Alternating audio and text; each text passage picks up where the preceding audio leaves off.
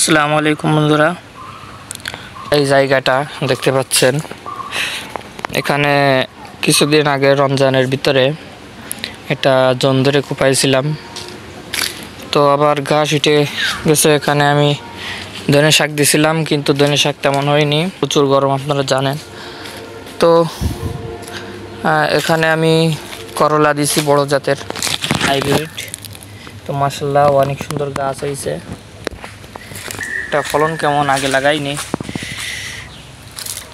তো গাছগুলোর মাশাআল্লাহ অনেক সুন্দর চেহারা হয়ে গেছে। আর কিছুদিনের ভিতরে ফুল এবং ফল আসবে। তো এখানে প্রায় অনেক গাছ লাগাইছি, 2-2.5 হাত দূরে দূরে লাগাইছি। আমি এখন এখানে বান দিয়ে দিব। দেখেন কি সুন্দর গাছ। প্রিয় দর্শক, আমরা কিন্তু জাল দিয়ে দিছি উপর দিয়ে। তো যে কাঠিগুলা পুঁতা দেখতেছেন, এখানে সবগুলাই করলা গাছ। তো মাশাআল্লাহ অনেক দূর উঠে গেছে। করলা গাছের চেহারাগুলো মাশাআল্লাহ অনেক সুন্দর।